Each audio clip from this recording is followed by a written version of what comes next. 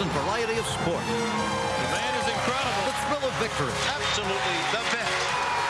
And the agony of defeat. Look at him go! Oh, baby. Oh, no. This is ABC's Wide World of Sports.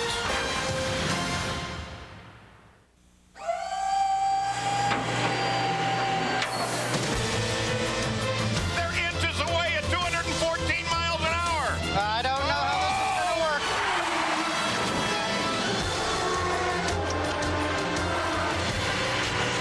They run 3 wide into 3. Buddy Rice wins the Indianapolis 500. 2 weeks ago, it was a wild ride in Michigan. Close racing and action all over the track and in the pits. Sometimes too close. Tony Kanaan with dominant, leading 183 of 200 laps. Andretti Green Racing then made a crucial error. They let Buddy Rice take the lead, gambling he would run out of fuel. Rice didn't, and added a couple of donuts to rub it in. The 20-point swing in the championship standings put the happy-go-lucky Kanaan in a surly mood. I did what I was told to do, so I'm just driving the car. The Indy winner didn't think he needed any help. We don't need to show everything until we need to bring it all out, and we saved it for the last 20 laps. It's far from over. We're going to take this to the end and bring that championship home to Ray Hall Letterman. Today they're in Kentucky, all with a single focus. We welcome you to Kentucky Speedway. Hello, everyone. I'm Jerry Punch, and today's front row involves a battle of the fast and the furious, the 2 fastest drivers in today's field. Buddy Rice and Tony Kanaan are locked in a furious points battle with just 6 races to go. Come along, let's talk to the points leader back here, Tony Kanaan. Tony's back here talking to car owner Michael Andretti. And Tony, we showed what happened at Michigan, total domination. But with 11 laps to go, it went away. What happened?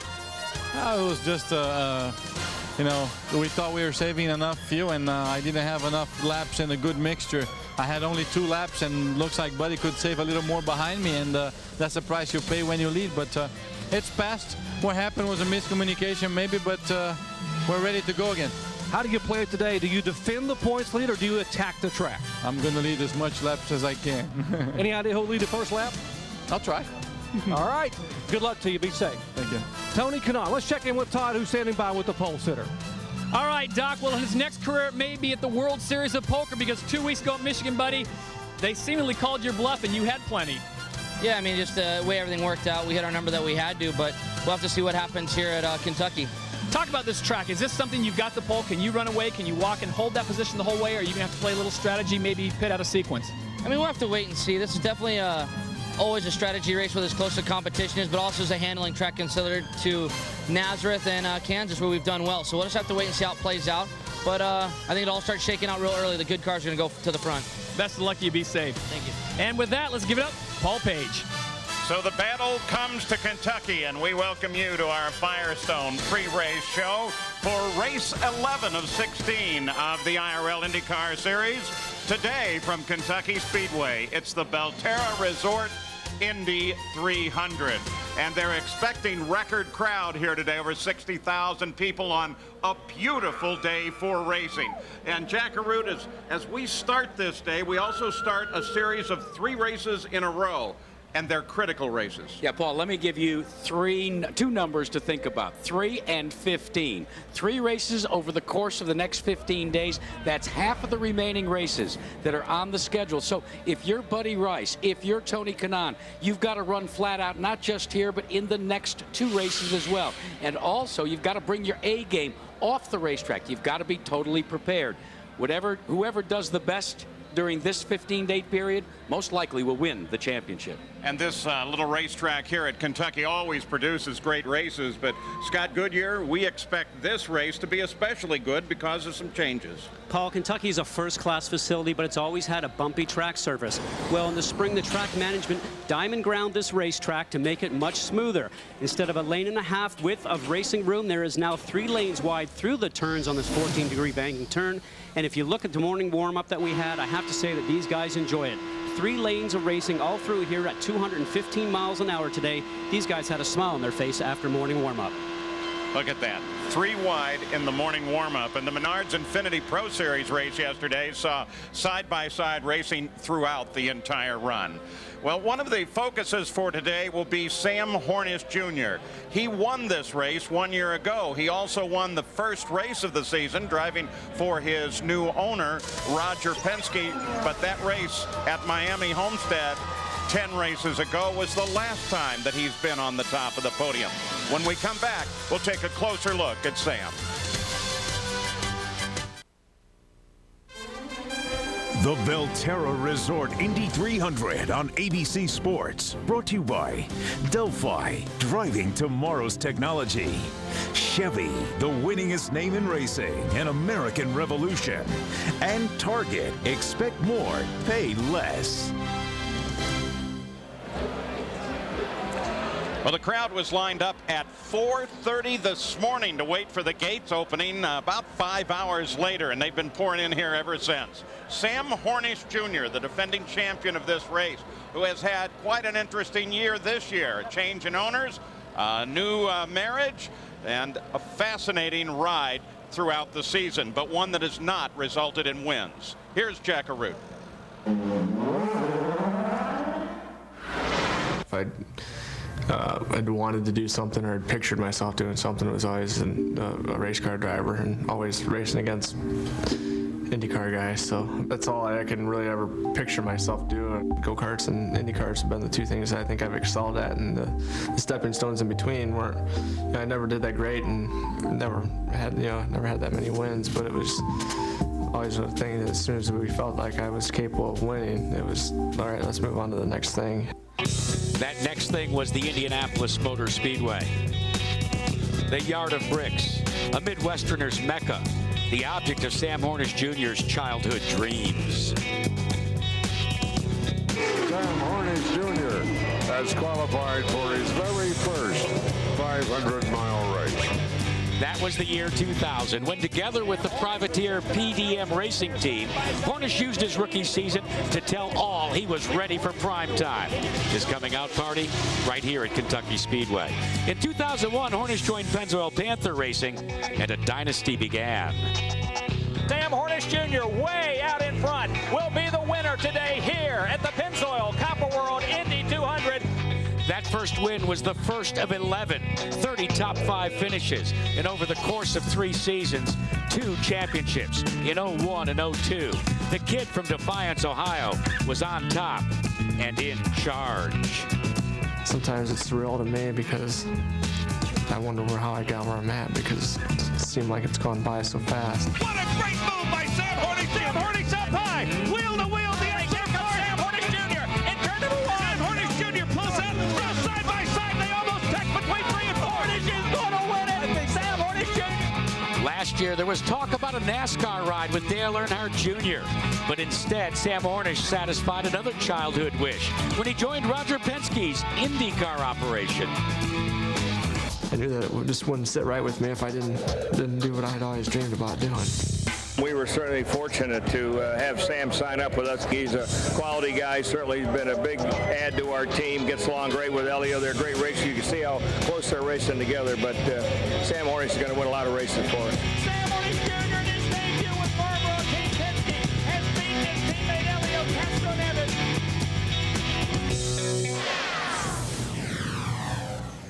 Despite the fact that Sam comes from Defiance, Ohio, he considers this track here at Sparta, Kentucky as one of his home tracks. Let's go back and focus on that battle within the points fight, because it's right there, the front row of this field, Kanaan and Rice. Remember, Tony Kanaan last year won 1 race, tried to win the championship by being consistent. This year he says, I know I have to win races if I'm going to have a shot, Jack. But Scott, over the course of the last few races, Buddy Rice has been chipping away at the lead, and the key right now for Buddy Rice is to continue to do so. When he talked to our Todd Harris, you could see Buddy Rice is low-keying everything. Don't talk to him about head games. He's going to try and do it bit by bit. We've still got 6 races to go. And the Grand Marshal for this event here is one of the University of Kentucky's best-known alums. Here is PA announcer Brad Dickinson. Ladies and gentlemen, please welcome actress and Kentucky native Ashley Judd for the most famous words in motorsports. Good afternoon, my fellow Kentuckians. I'm so privileged to be with you on this glorious Sunday afternoon to say the most famous words in sport. But on a personal note first, I would like to thank all of you for your continued wonderful support and love that you give my family. And as you know, my family includes the 27 car. So with a special salutation to Team Andretti Green, gentlemen, start your engines.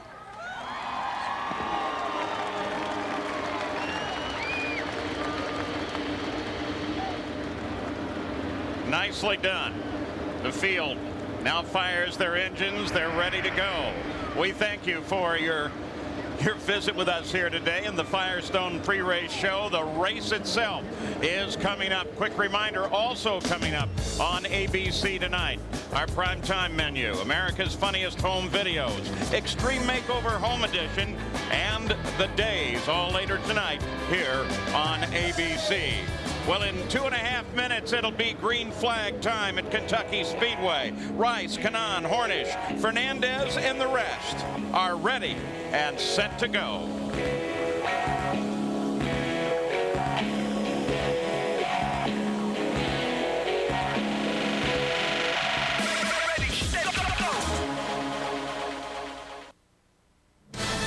All the cars are rolling. Here is the starting grid.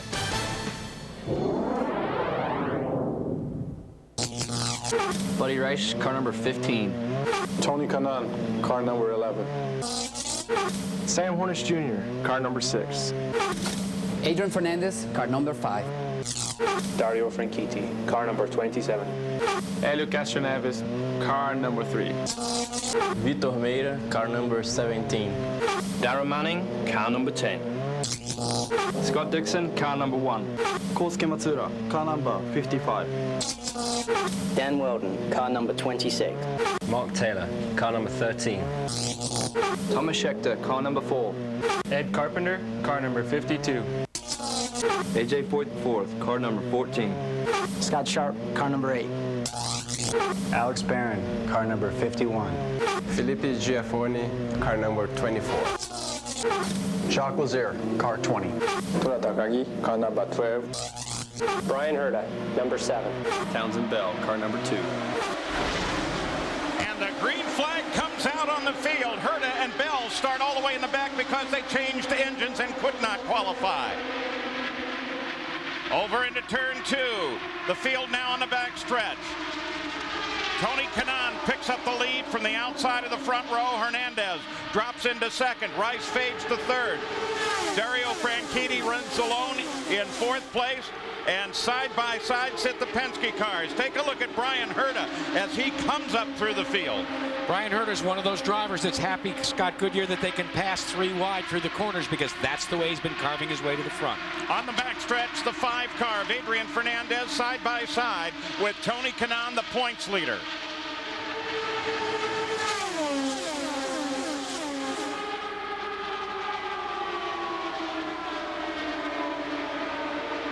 Kanaan, Fernandez, Rice. Paul, you have to like Adrian's chances. He's been fast since they unloaded off the trailer. Was very quick. 4th in warm-up today. You have to give him the nod possibly to be a surprise winner here today. And he's a first-timer. First time he's been to this racetrack was when they unloaded on Friday and they took practice yesterday. You guys made some interesting picks 2 weeks ago at Michigan. What do you think about today? I'm going to go with the Argent Mortgage car, Buddy Rice, that we were riding on board there. I think he's got a momentum on his side, and I think a win would really put the scare into Tony Kanaan for the championship. Well, I'm going to have to go with Adrian Fernandez, who's in second right now in that red and green car. Look at him get off the throne. Up high with Scheckter. See him shaking his fist right there? Ended up getting too high on the racetrack from traffic in front.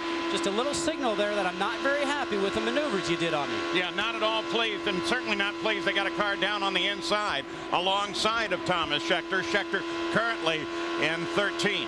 Well, there's a change in strategy for Pennzoil Panther. Thomas Scheckter at the beginning of the year was counseled to try and lay back and not race until the final 50 miles. Talking to Doug Bowles earlier today, he said at Michigan we gave him the all clean sign and said just run your own race. Forget what we were trying to do. Be Thomas Scheckter. That's what Schecter's going to try and do throughout the course of the day. Well, and as you watch Scheckter here, you got a view of him from Dixon's onboard camera. Here comes Dixon down on the inside in the number 1 car. We take you back up to the front of the field because the breakout comes now between Sam Hornish and Buddy Rice in a fight for third.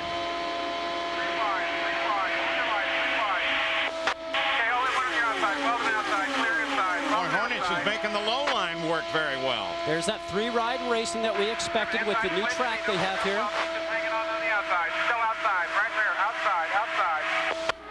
These laps are reeling off at 213 miles an hour. Side by side, 26 car of Dan Weldon. Well, he drops back a bit now as he pursues this car, the 15 of Buddy Rice.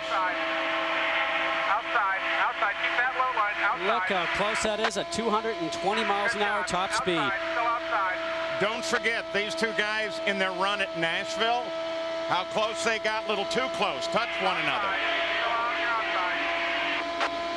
Same sort of scenario with Rice on the bottom. Weldon was on top going for the same piece of pavement there. These guys know there's a long day in front of them right now. A very stern message from Brian Barnhart, the chief steward from IRL. Drivers meeting this morning. These guys know they have to get to the end of the race.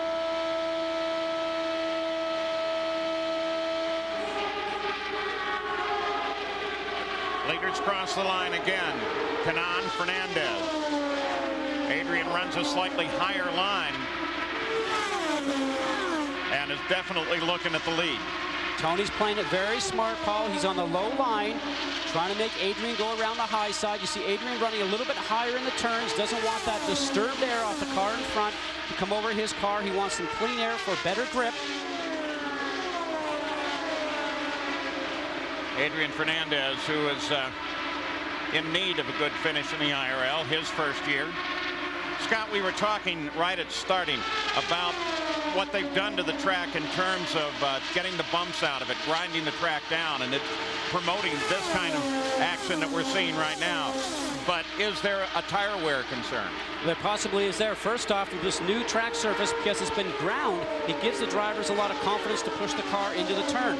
2 or 3 lanes wide now, but the key thing that you have to remember is because that grinding that you talk about, it acts as a cheese grater towards the tires. There has been some wear on tires. Firestone brought a different tire here, a more durable tire, and they feel that they have got the right tire for the track. Teammates Weldon and Franchitti, the 26 and 27 car, go at one another. The battle there is for 5th. And here comes Elio Castroneves up alongside of the 17 car of Vitor Meira. So at the front, it's Tony Kanaan, Adrian Fernandez, and Sam Hornish. Maybe now Michael Andretti can start to breathe.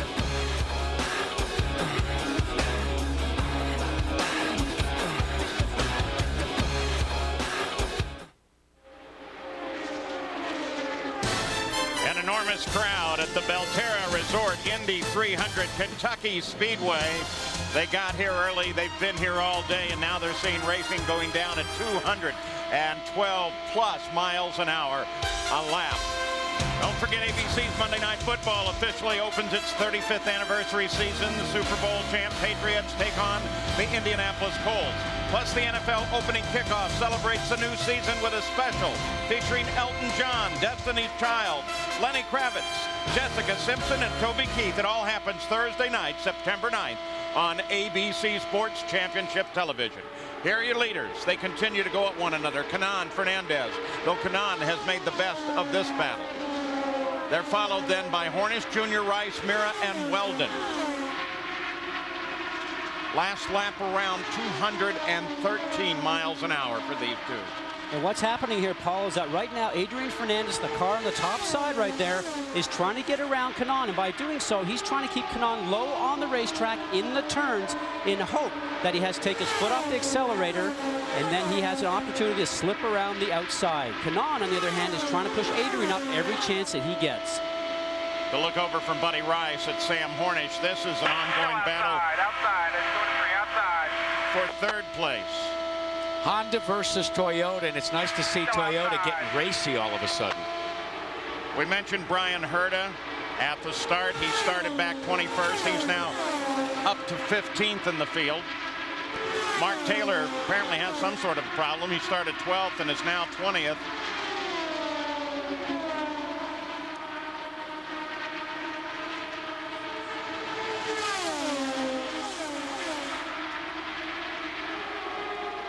Buddy Rice currently battling with Sam Hornish. Jerry Punch. And guys, this morning in the final warm-up, Buddy Rice, our pole sitter, was third slowest in the field.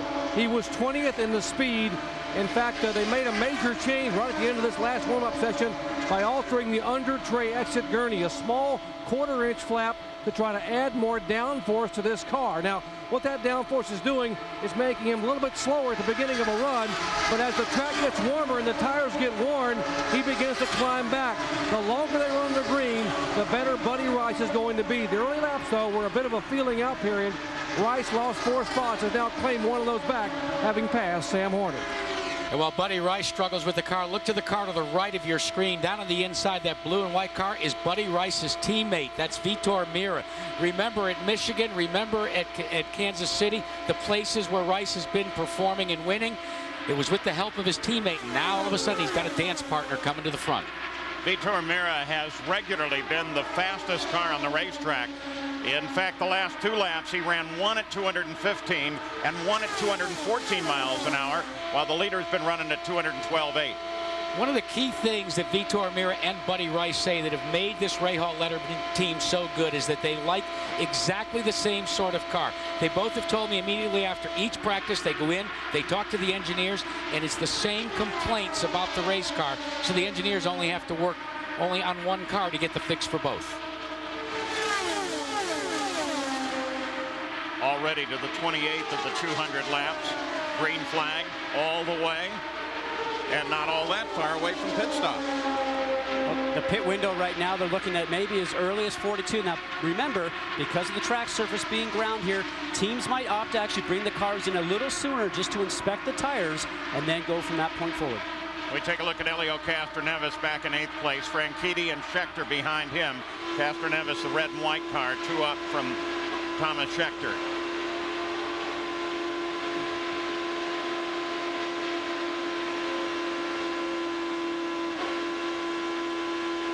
Scheckter, like, well, everyone in the field, to the best of my knowledge, shifting gears, trying to stay on top of the power range. I've been watching Thomas in the in-car camera here over the last couple of days, probably using the gearbox more than the other drivers. As they go along the straightaway, the car increases, the RPMs come up in the engine, they go for another gear. They get in the turns, they want to go down a gear so they get the drive off the turn to get a run down the next straightaway. And you know, that very narrow power band right now, somewhere around 9,200 to 10,000 RPM on these engines. Drivers are working pretty hard in the cockpit. Part of that, of course, just a consequence of the fact that they reduced the engine size by a half a liter at the start of the Indy 500. There's Dan Weldon. He has 6 of the 9 fastest laps here today as he goes alongside the 17 car of Mira. And Paul, Dan Weldon doesn't look anything like that shot anymore. After losing a bet several weeks ago to Tony Kanaan in a quad race, Dan Weldon had his head shaved, and he looks more like me than he does like you these days. He's not at all happy because, you know, Dan is one of those guys that actually likes the coiffure, as we see here on his autobiography. Yeah, but it is growing back for him. Slowly. Weldon, one of the nicer guys in the field, always with a great sense of humor and a lead foot. At the front remains Kanaan, Fernandez, Rice, the top 3. The battle for the championship shaped up between Kanaan and Rice. So here in Kentucky, round and round they go as the caution comes out.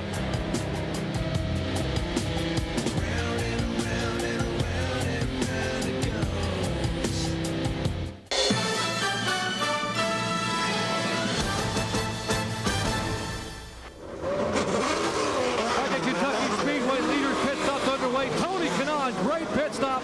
Then Fernandez, and then Buddy Rice. No changes whatsoever whatsoever for Rice or Kanaan. They posted they love the balance on the car under yellow at Kentucky, and it is a land rush off of pit road. Let's check in further up pit road in the Fernandez pit with Todd Harris. Todd? Well, Doc, a great pit for Adrian Fernandez. He says the car is running great. The only changes they made is he says it's a little loose when he goes in for his final run, so they're dropping the air pressure to give him a little more grip. But other than that, Adrian Fernandez is very happy. I talked to his people. Did you give him grief about last week's, 2 weeks ago, incident in Michigan where he brought it in 180, and they said they know better. He's the boss. They made these stops under the caution. They did that as a result of debris out in turn number 2, and the caution light came on just as we left you. And here is how they came out of the pits, with Kanaan leading out Fernandez, and then Rice, then Sam Hornish and Dan Weldon. Those guys all maintained their relative position. The changes in the field, and they are only minor, occurred down in the pack. But 2 weeks ago, Paul, we saw all kinds of havoc on pit road, and all of a sudden it's not quite that way. They were very sane on pit road on this stop. The Belterra Resort Indy 300 Kentucky Speedway on a beautiful day. The Indy cars of the IRL, 37 laps complete of 200. The first pit stops complete now. Tony Kanaan and Adrian Fernandez have been battling at the front of the field. A bit of a surprise because Buddy Rice was the pole sitter, and he really let the front row go and drop back into third place.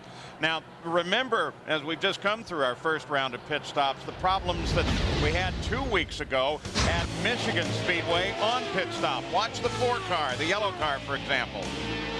Coming into the pit lane in the right front worker for the 12 car of Takagi lets him go out and ends up hitting the back of Thomas Schechter's car. And part of the problem has been the right front tire changers have neglected to look down pit road to see if there is an oncoming car. They're just more concerned about getting their car back out after service and saying, let the driver worry about getting back in line. And that was actually just the start of the problems on the pit road. Look at Fernandez here catching the back of Vitor Mira's car. And that one is on Fernandez along with his team, simply because when he comes out, he should know that Mira is pitted in a couple of spots just ahead of him, knows that he's on his way in, sees the angle of the car, but as you can see, turns around, keeps up too much speed on this particular one, which is a following incident, ends up taking out the right front man. You can see a little later, Adrian Fernandez, the 5 car, does a complete loop.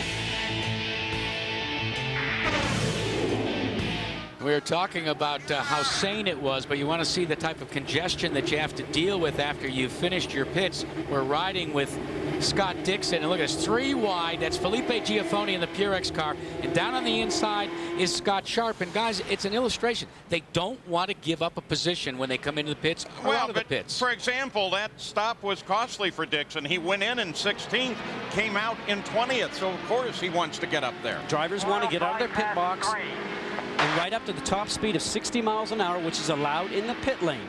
The key thing to do is to try and beat the other man out, but they had a great meeting this morning with Brian Barnhart. Brian Barnhart said, guys, any pit contact at all with any drivers, we're going to end up having to pull you in for a stop and go or maybe park you for the day. A very stern message from Brian Barnhart, the IRL administrator. You just got a good view of the 13 car of Mark Taylor, a new livery on that car starting this week. University Loft, the new suppliers of dormitory furniture, signing on with Greg Ray and Access Motorsports. Pace picks up again, green flag comes out, and we're back to racing.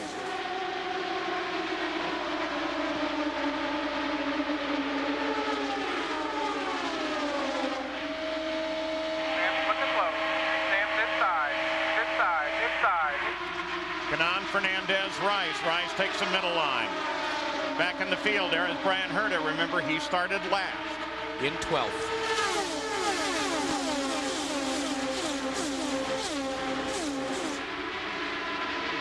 Guys, Vitor Mira lost a couple of spots on that yellow flag pit stop. They were going to make a wing change and decided to go ahead and make it the last minute. Craig Gates, a right front tire changer, came across and made a significant front wing change to add some downforce, and it cost him 2 spots leaving the pits. Yeah, but he made one of them up already, and now he's beginning to charge forward again. You cannot keep Vitor down. Well, we always talk about downforce, and for people that don't know what we're talking about, it's like a reverse wing. It creates so much suction on the racetrack that if these cars were going 100 miles an hour and you had a big enough building and a ramp, you could get the car up on the roof and it would never fall off. The 6 car is Sam Hornish Jr., the defending champion here. The look over from Buddy Rice's car. The fight is for 3rd. Sam knows his track well. He led it here 181 laps last year. Very dominant. This is his type of track. Not too high of a bank on it. A real driver's bank. We're keeping track of Darren Manning. He's been dropping back a bit. That's a Chevrolet-powered car of Barron right behind him, and then you can see the bright yellow car, also Chevy-powered, of Schechter.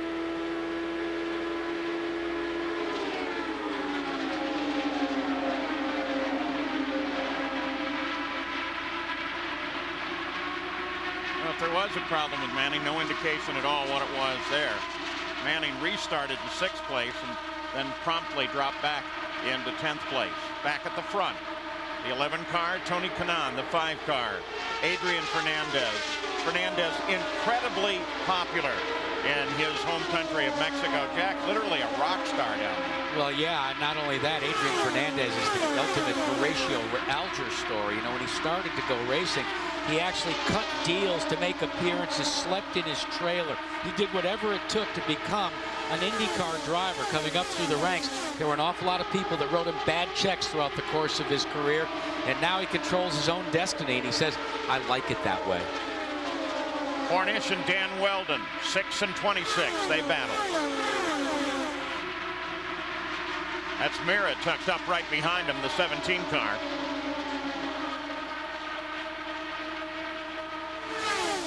And now here comes Herta on one side.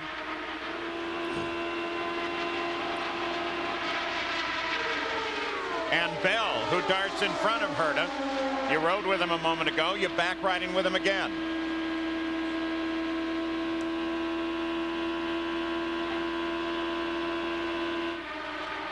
Townsend Bell, new to the series just a few races ago. Really getting the hang of this thing.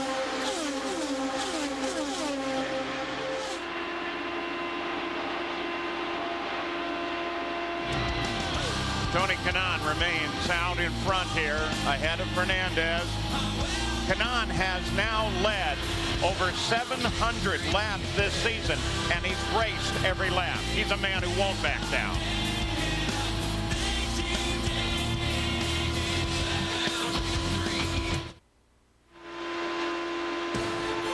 At the start, Jack Arute talked about how crucial these next 3 races are, and they're all on ABC Sports. A week from today, we'll be in Pikes Peak for the running of the Honda Indy 225. That's next Sunday, 3:30, 12:30 Pacific, here on ABC Sports Championship Television. Front of the field remains the same, an ongoing battle between Tony Kanaan and Adrian Fernandez. Fernandez, who has only led 3 laps in the IRL IndyCar Series, and those were at the Indianapolis 500. Townsend Bell, the 2 car, who started in the back row and steadily has cut through the field, now running in 7th place. Moving up steadily, Townsend Bell, who is a former test driver for Barr and for Jaguar in Formula One, took advantage of the restarts and took advantage of some great Chevrolet power, Paul, to make his run to the front.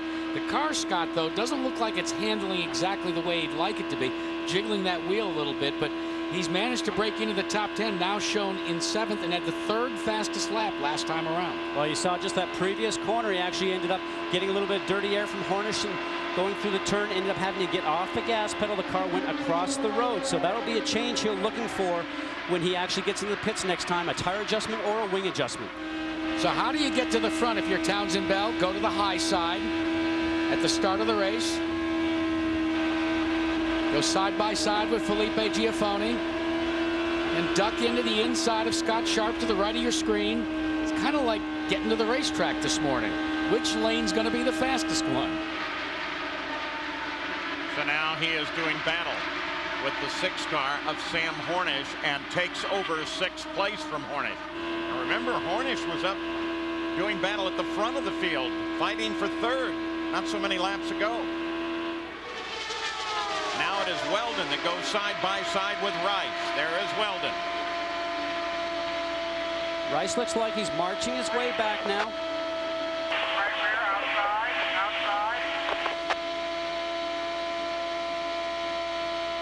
Guys, remember what Buddy Rice always tells us. He doesn't show his hand until the last 20 laps. Staying inside of the leaders is the way Rice likes to drive. As we see into the left of the screen there, Buddy Rice in car number 15 is where I believe he wants to be right now. Well, in theory, what you want to do, though, leading laps is nice, and it gives you some confidence, and it's great as long as there's no traffic ahead of you that you're overcoming. It really doesn't matter. You just, as long as you stay in contact with a leader in a race like this. Looking at Rice's points coming through the last 5 races, if you just stay where you can see that leader up the straightaway ahead, you're all right, aren't you? Exactly what you want to do. You want to stay in touch. Remember, the guys behind are generally saving fuel right now. Tony Kanaan is out there like he was last weekend, leading, but probably using more fuel than everybody else that's behind him. Update now on Townsend Bell. Todd Harris. Well, I just got out of Townsend Bell's pit, and I'll tell you what, Paul Page, they said he loves the car, he loves the track even more. But Jack Arute spotted it perfectly. He says when he goes into turn number 2, the front end is getting squirrely, and that's the only spot on the track he's having to back off. Otherwise, he loves it. And for a guy who's only in his 5th IRL race, starting last and now up to 7th, I'd be pretty happy with it. Paul? We also did a check on Darren Manning, and no indication of any real problem there. He's sitting in 11th, and that's pretty much the way it is. Look at that tight group at the front. And these two, take a look at the front. And as we get back, you'll see Dario Franchitti continues to battle with his teammate, Brian Herta.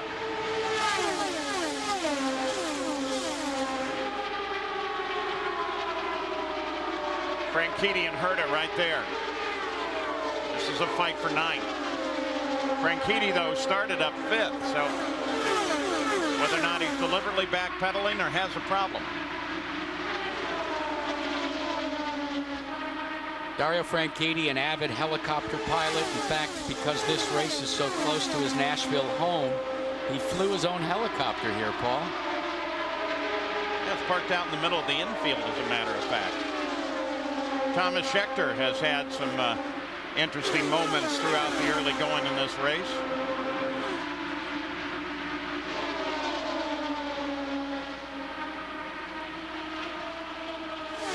Scheckter is up now, running in 6th place. You can see him just ahead of this battle as Franchitti gets hornish.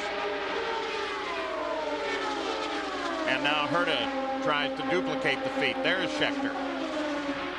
Number 4 Pennzoil Panther car. Scheckter, who started the 13th, saw him at the racetrack and the karting track earlier this week running his 125cc go-kart. Had actually just come off a 40-mile bike ride, was going to run his go-kart and then go back and do some swimming. One of the fittest guys on the track today. Yeah, but not particularly unusual. He is fit, but then so is Kanaan, Mira, Fernandez, all of them. They work out constantly. This was Scheckter just a few laps ago as he battled with Sam Hornish. You think this kind of stuff is going to continue? We'll be right back.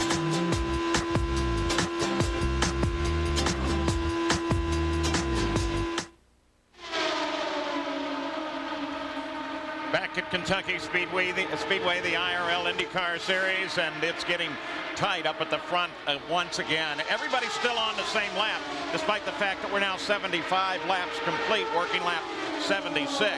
Leader remains Tony Kanaan, shades of 2 weeks ago at Michigan, where he led much of the race, but didn't win it. Dan Weldon works his way now into 3rd place, coming around Buddy Rice. Townsend Bell and Thomas Scheckter, the 2 and the 4 car battle. All of this is up at the front of the field. This is the look over from 5th place Scheckter to now 5th place Bell. So just in the space of that short little interval, he's a nose ahead.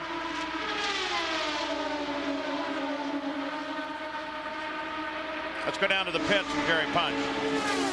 Guys, a moment ago, Jack Arute was talking about what kind of game is Buddy Rice playing, and Jack, you're exactly right. Buddy Rice is very happy with the chassis and loves the Firestone tires he has on the car right now. He says, I'm not going to punish the car. I'm not going to push it. I'm very content to ride exactly where I am. Remember, folks, Buddy Rice did not take the lead at Michigan until there were just 11 laps to go. Let's check in with Todd Harris. Well, Doc, the 6 car of Sam Hornish Jr., the defending champion, is complaining of a push in turns 3 and 4. He's got his hands full because 8, Elio Castroneves, the 3 car of Roger Penske, says he is loose all over. So Roger Penske and his crew are going to have their hands full on the next pit. Paul? Well, if that's a loose handling car, he's doing a great job with it, but it has cost him in position. He's dropped down into 10th place. Well, one of the things that I get concerned, though, about is Buddy Rice's formula of just laying back and leading only when it counts at the end of the race. Well, he gives up 3 valuable points for leading the most laps in every race. And when you're trailing, you need as many points as you can get, Scott. Absolutely. You know, the 2 points went away for qualifying up front. These guys just do it for pride now when they get the pole position, plus the $10,000 check that goes along with the MB&A award. But right now, the key thing for him is to make sure his car is going to be strong at the end. These guys are getting close to the next pit stop, Jack. What they're looking to do is to report back to the pit so the engineers can understand what they need from their race car, and they'll make those changes, whether it's tire pressures or wind changes on the next stop. Well, in the way this season is going, those 3 points could be very meaningful in the final race of the season at Texas in October. Scheckter now chases the 17 car of Vitor Meira. Steady move to the front for Scheckter. And now one would think fairly close to the next set of pit stops. 213 miles an hour last time around for the leader, Tony Kanaan.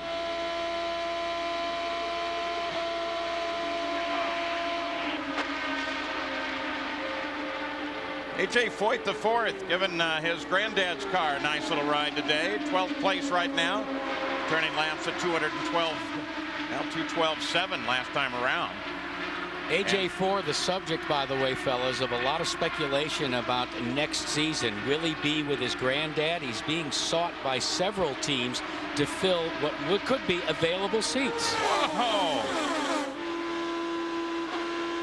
3 wide. Take a look at Rice now. It's almost like, wow, I've finally had enough of this. I want to get clear. Sometimes it's better to be in front of that car instead of behind. He remembers Nashville when he tangled with the Klein Tools car. Absolutely. But to be able to drive away like that. Well, I think Weldon ended up with having to get off the throttle. A little bit of a bobble on the throttle, which actually slows their momentum down. Tora Takagi, who has been the first to pit for several races, doesn't seem to be getting the fuel mileage on the pit road once again. Mile-and-a-half track with stops coming up under the green. In theory, it will just sort through and the positions will be the same once they all get back out. That's only theory. It never really works that way. They're getting ready for Scheckter. And Paul, we talked about how they've done the diamond grinding on the racetrack. One area they didn't address, though, was the entry lane to the pits, the exit lane, and the pit lane itself. These drivers will have to be very careful on the entrance and exit to the pits, making sure they don't end up having the car go out from underneath them because the bumps are still on that portion of the racetrack. Well, if we've been talking about Tony Kanaan and Buddy Rice and Buddy's theory of maybe just laying back a little bit, that may be the same thing that Adrian Fernandez is thinking, because he's locked on the back end of Kanaan's car but doesn't have any obvious move to get around. Scheckter just headed for the pits. Well, let's remember too that Adrian Fernandez was in and out of pit road very quickly on that first pit stop. Thomas Scheckter limping down onto pit road.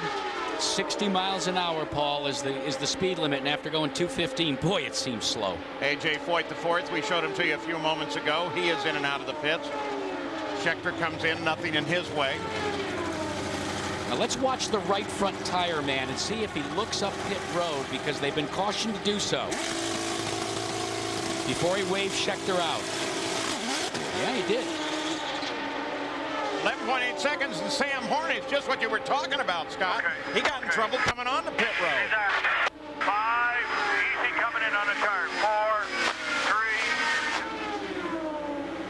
3. Townsend Bell in. You heard Roger Penske calling his guy Sam Hornish in. Here's Todd Harris. Well, Sam Hornish having all kinds of problems just getting down here. He's got a very quick pit. Remember, again, we talked about how he was loose in 2 corners and pushing in the other. Now in the Penske team, both Roger Penske and Tim Cindric, who managed the 2 cars during the race, they keep an eye up the road as well, and the go is when they're to lead. Barron in, now the leader, Tony Kanaan. Second stop for everybody. 90th lap, so just short of a half race. I have no radio. That was Kanaan, you heard, yelling to his pit lane saying, I have no radio. Remember, they had a radio problem before. Jerry? Exactly. They wanted Kanaan to stay out about 2 more laps, but because he doesn't have radio and they're trying to use pit board, he came in 2 laps early. In his routine, no changes, full of fuel. He is away. 8.7 seconds for the Andretti Green team. Back upstairs. This is Dan Weldon. Ed Carpenter coming out ahead of him. Weldon makes the turn in. Right on the back, please. Okay, just breathe in the fuel. Breathe in the fuel. We want a drink? No drink, please. And then you're going to wash mine. It's going to be a full load. It's going to be a full load. Go, go, go, go. The key message there from Kim Green was watch Mike. Watch the right front changer to make sure you're clear to go. Buddy Rice and Adrian Fernandez come in. Todd Harris. Well, Adrian Fernandez, very important, does not want to give up a lap position right here. Again, he's having issues with tire pressure, so they're going to drop the tire pressure just a little bit to give him some more traction. The Sendetta Doc. Buddy Rice, it says, despite the diamond, Rice will not go in gear. He could not get the gearbox in gear. You heard him grinding here with my microphone. That cost him about 2 seconds here on pit road. And as he hit the line, Brian Herta was right there. But Rice had a nose ahead, and you see Tony Kanaan going by on the high side to assume the lead of the race once again after the stop. Buddy Rice will fall back. It looks like he's going to slot in about 7 positions back. Here comes the field. Yeah, Buddy Rice had to give quite a bit away on that stop. Weldon and Franchitti.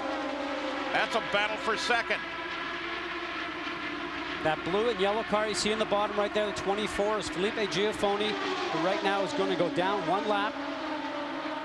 And look in the middle of all that, the 2 car of Townsend Bell once again. Back at the front, there is Kanaan, that's his lead. Franchitti second.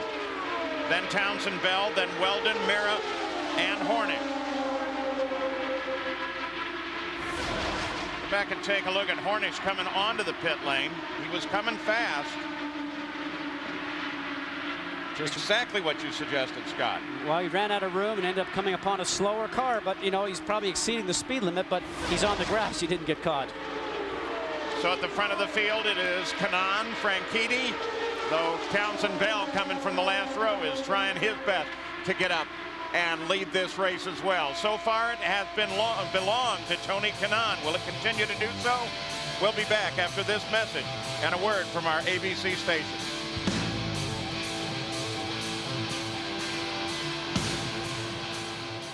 The Belterra Resort Indy 300 on ABC Sports. Brought to you by the all-new Toyota Tundra Double Cab. Not just big, life-sized.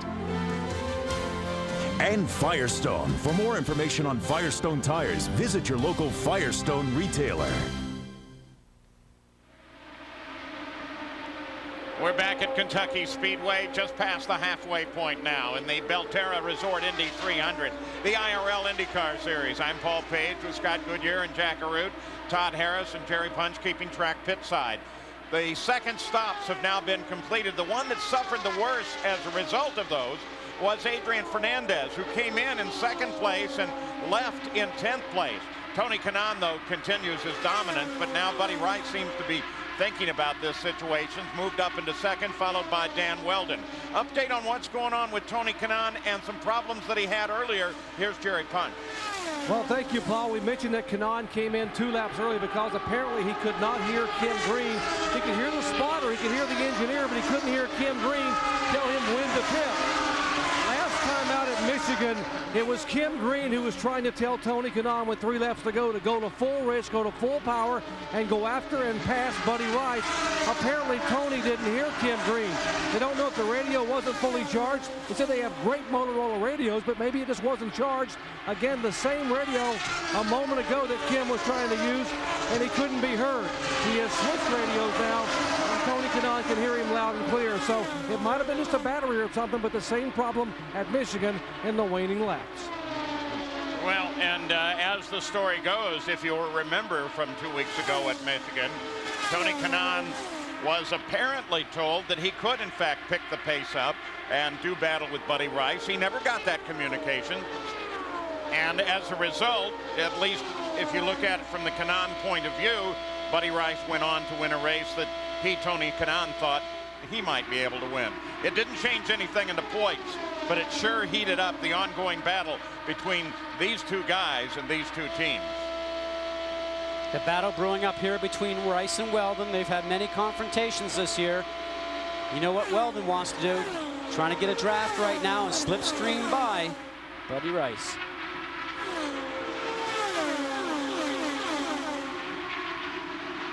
Look at the Eddie Cheever cars, the Team Red Bull. They're blue trimmed out in yellow and red. They've been running right together on the track. Carpenter, the 52 car, is 13. His teammate Alex Barron is 14. I think Alex expected a little bit more out of the car today because he just said this morning, I think I have a good car in traffic.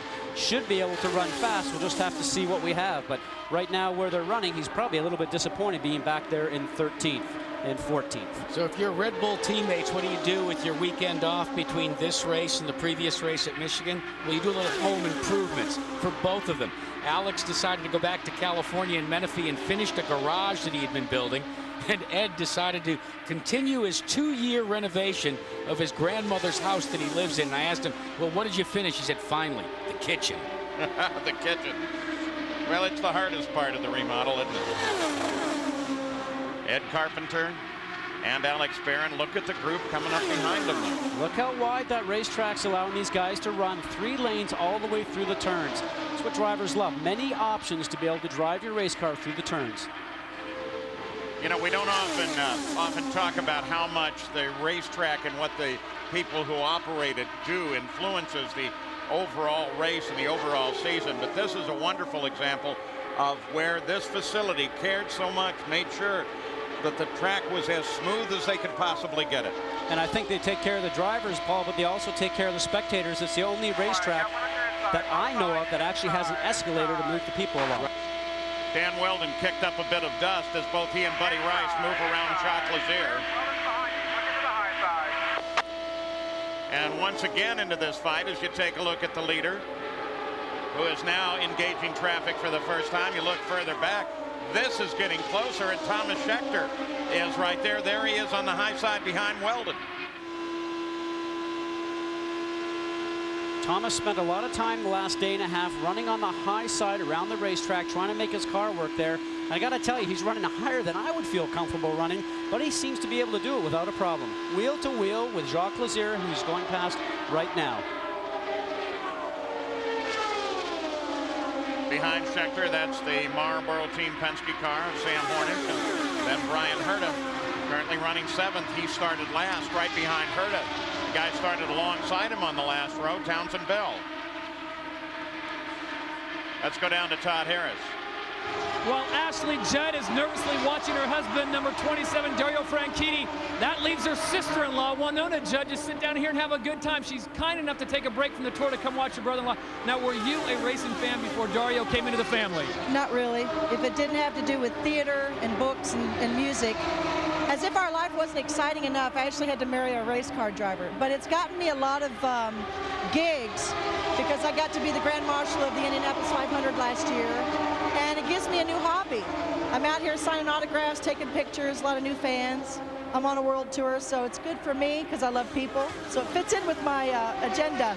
You're taking the pressure off your sister to talk to the media. I got to ask you one question. Did you ride to the track today in Dario's helicopter? Not enough hours. Not enough hours. He's talented, but I don't know yet. It's not time. Good luck to you and enjoy the tour. Thank you very much. 27! Winona Judd, fellas, back up to you. Yeah, they certainly have their own rooting section. Ashley, though, she's sitting down right now. Last year, she took a stint on Broadway playing in Cat on a Hot Tin Roof. And that's pretty much been her demeanor in the pits, back and forth, as she keeps track of her husband. Maybe not enough hours for Dario Franchitti to give his sister-in-law a ride in a helicopter. What about the Indy Racing League's 2-seater? Wouldn't you like to see that one? Oh, no, I don't think so. That's like taking, if you drive a rally car, I don't think you want to take your wife as your navigator on that either. These guys are continuing to move forward here. The gap has gone down between Kanaan and Rice now to under a second, just about 3/4 of a second. He's got the benefit of those guys behind him right now to help push him forward to catch up to Kanaan. 120 of 200 complete. Kanaan, Rice, Weldon, Schechter, the top of the field. Can you hear me? Watch the way you move.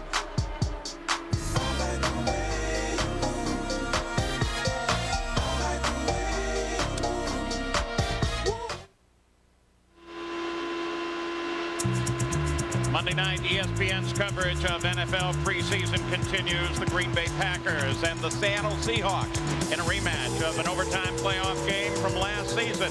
The National Football League on ESPN Monday night at 8 o'clock in the East. For more, log on to ESPN.com. Back at Kentucky Speedway, you're watching the fight for the lead. Thomas Schechter got around Buddy Rice and has now come up to get alongside the 11 car of Tony Kanaan. And Schechter's speed has come not from the straightaways because he's going against the Honda power. His speed comes from the middle of the turn. He's not having to take his foot off the gas. And you can see Kanaan slowing down just a little bit in the middle of the turn. It tells you that the car on the outside, the yellow car of Schechter, is very pleased with the handling of his race car. And for the first time today, the Chevrolet-powered car of Schechter leads a lap. And now Weldon, Tony Kanaan's teammate, comes high around Kanaan, around the outside of Kanaan, and takes over second. Kanaan drops to third. Just about one lap ago now. This was Hornish. Watch this as he came up on Mira. Look at the car wiggle. Look at the relation to the white lines, and the car goes right up the racetrack. That's what we call a big moment, Paul, in motor racing. It's what I call a crash that everybody forgot to tell the driver about. Well, it didn't slow him down because he's on his way back now. And I call it superlative driving. Chevrolet out in front. Thomas Schechter at Chevy. And then 3 Hondas, then another Chevy, that of Townsend Bell. Jerry Punch and the gang in the pits. In fact, up here we've been doing the math as well. They pitted on the 90th lap. That was 54 laps from the last pit stop. So they can go 54, 55. If you consider that 54 lap stint had 4 laps of yellow in it. Logically, they will pit again on the 145th lap. As we take a look at the manufacturers, if they pit on the 145th, that'll mean 55 laps to the end of the race. And Paul, right now, looking at the calculations in Buddy Rice's pit, it would be very close. They probably need to comfortably get to lap 147 to make their final stop to make it to the checkered flag. Now the big question is, we just saw Tony Kanaan back away a moment ago. We think in the Kanaan pit that they are saving fuel in the 11 car. Remember, Kanaan had a radio problem and came in on lap 90 instead of 92. He gave away 2 laps that he may need late in the afternoon. Well, I was wondering when it was going to happen. With Thomas Schechter out front being challenged by Dan Weldon in the middle there, the yellow car of Look at that as they go 3 wide in a battle for the lead. And that's Buddy Rice on the outside. You know Rice isn't going to let Dan Weldon, his arch enemy, lead a lap here. Look at Rice run that car up high. Rice runs it high. Weldon drops back in. Rice fades. Townsend Bell comes up on the inside. Tony Kanaan sits there in third. That was costly for Buddy Rice, though. Saw a similar situation happen yesterday in the Menards Infinity Pro Series race. P.J. Chesson went up to challenge the lead, and lo and behold, he got a little wide, had to gather it back up, and about 10 laps later is right back where he wants to be. Inside, one wide. Rice is everywhere now. And look ahead there. That's Marin Franchitti. As a driver, I can tell you your heart's beating so hard right now inside the cockpit that your belts have to go across your chest. I tell you, they're hurting like the devil. In the space of 2 laps, Rice has dropped from a battle of the lead down to 8th place. Schechter is now 48 laps from his last stop. And also remember, 2 races previous to this, they have actually run him out of fuel trying to get that last lap before they brought him in for the pit stops. You got to think right now they're doing calculations. Going back to when Buddy Rice got caught out, Look at this, right up inches away from the wall. He finally gets around Hornish and gets back rolling again. Thomas Scheckter on the pit road, Todd Harris. Thomas Scheckter coming in a very valuable position right here. He does not want to get up, but he's going in first. They say no major changes. Since about the 120 lap mark, he has been running flawless. The car has been fantastic, and this is exactly what Team Penzo and Chevrolet was looking for the South African. With his dad and brother looking on, Thomas Scheckter is looking to do something special. And the fuel valve stuck. The fuel valve stuck. All kinds of problems down here. He has got the fuel valve still stuck in his car. No fire, though, in the pit of Thomas Scheckter. They got it out clean and prevented the water, but I'm standing right behind him. A scary time for Thomas Scheckter, and the fuel valve is still in the car. Todd, they go yellow. He may have a fire. He's trying desperately to get out of that car. Remember, the fuel is methanol. It burns clean. You can't see it. And Thomas Scheckter wisely drops and rolls to get any fire he may have out. You can see the remnants of the hose hanging off the back of the car. Safety team on the scene already, but the caution comes out, and that's going to play into the hands once these pits get open of everybody else in the field and be so costly for Scheckter. We have seen mistakes with this team, Paul, that you have not seen in many years, even when I drove with them. There's just a lot of pressure on this team right now to perform. They're getting it almost done, but it's just the bad luck is continuing to follow them. They're staying back off of that car. They're apparently a little apprehensive about what may be burning there, though it looks like whatever it was has gone out. Schecter's got help there with him. Looking at his suit to see if there's any discoloration that might indicate that he was in a fire situation for any length of time, and I don't notice it. But obviously he came rocketing out of that car. That's one of our cameramen, Dan Marinello,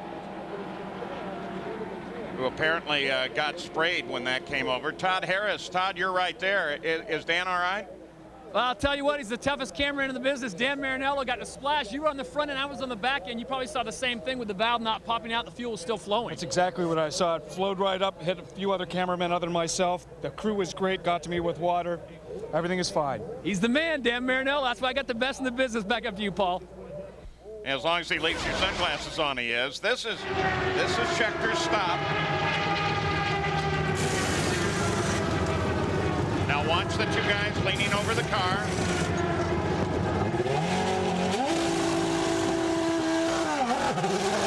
They tried to keep it stopped. That's fuel that just sprayed all over the pit.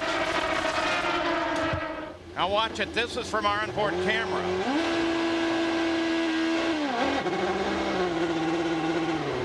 He starts to roll. What broke off looks to be the return, but still there's fuel there. And there's the fire. There's the fire. This is the return right there, and that's actually what broke. Now he's probably feeling the heat, feeling himself on fire. Smartly turns the car off. You can see the heat coming off. He wants to get out. Got 3 layers of protection right now, guys. It's good for about 45 seconds. He's feeling the heat. He's going to roll over and get rid of the flames. Now, right now, this is what we need to watch to see if he gets waved out by the right front man. Whether Thomas went on his own, the right front man is telling him stop, stop, stop. No, Thomas starts to leave on his own. He did not get waved out, and that is an error mostly on the driver. In the past, though, Scott, there's always been now and again a problem with the clutch with the cars. They'll tend to creep. Remember back in the kart days, one of the things that would happen is they'd drop him and actually start to rev up the engine and try and get an advantage. Now it's time to pit under yellow for the rest of this field. Oh, it's decision time. Dan Weldon, as the leader of the race, brings the field in, Jerry.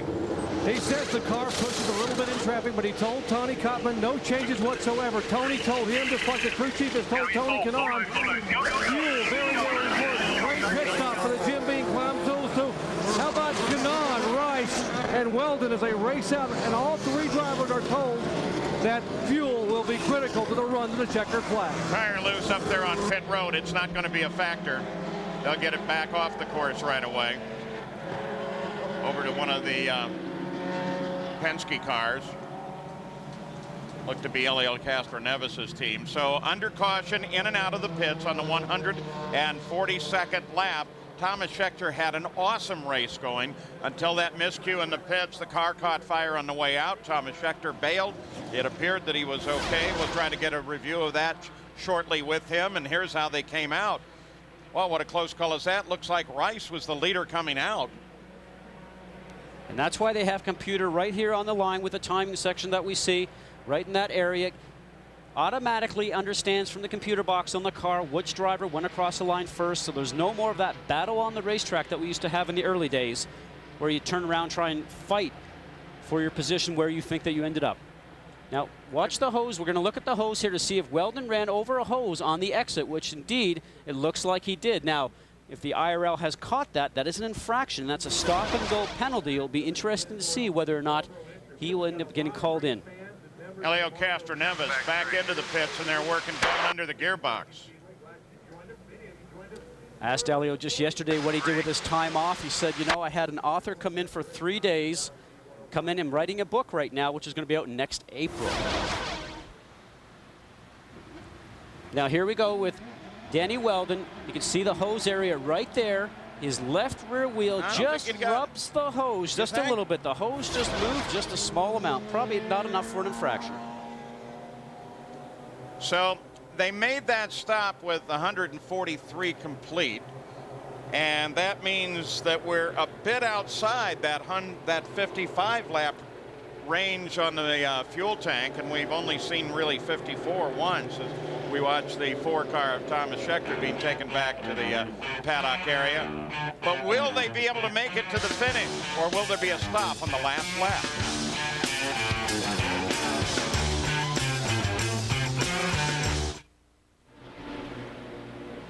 On the 146th lap, we're ready to go to green flag once again. In the last few seconds, Brian Herta and Sam Hornish Jr. both came into the pits and topped off their fuel tank. That could be huge. Well, another one along with both of those was Kotski Masura, so they are hoping that they do not have to fill before the end of the race. Well, it makes a lot of sense. They're running in the back 10 of the lead lap. So what they're taking a look at is let's get a couple of extra gallons if we can. And as tight as fuel is going to be, it may be a way to advance up on some positions by not making another pit stop. This was it. This was just a lap ago. It just enough, probably only a couple of gallons, but that may make the difference. Herta also stopped. There comes Kotski. Not forget that Brian Herta used that type of strategy. Actually, it was in Richmond too. Yep. Went on to win the race. Well, when you have a 4-car team, you can spread that out, can't you? And that's what Andretti Green Racing has. Hey, green, green, green.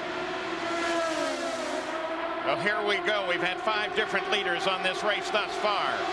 This time it's Buddy Rice where he wants to be, followed by Kanaan, Weldon, Franchitti. How do they do that? What I want to know right now is, does Buddy Rice continue to lead this race, or lo and behold, in the next couple of laps, will he let Tony Kanaan or Dan Weldon, the 2 Andretti Green cars, get out front and try and save some fuel? The key thing, Jack, is right now inside the cockpit as we watch the top 3 in points right now, obviously riding along here with Buddy Rice, Weldon, and Kanaan right behind him. The key thing for the drivers is to select the right fuel strategy by the adjustments that's on their steering wheel. They can run full fuel, -1, -2, -3. Anytime you do that, you slow the car down and you will not have the same horsepower and speed. So that's what a driver wants to go full rich. The pits are telling them right now, maybe -1, -2, save fuel. Rice, Kanaan, Weldon, and then Vitor Mira. So representatives from the 2 teams in the top 4 positions. Mira now has Fernandez working him high. Fernandez, who had dropped back to 10th, now made it back up into 4th.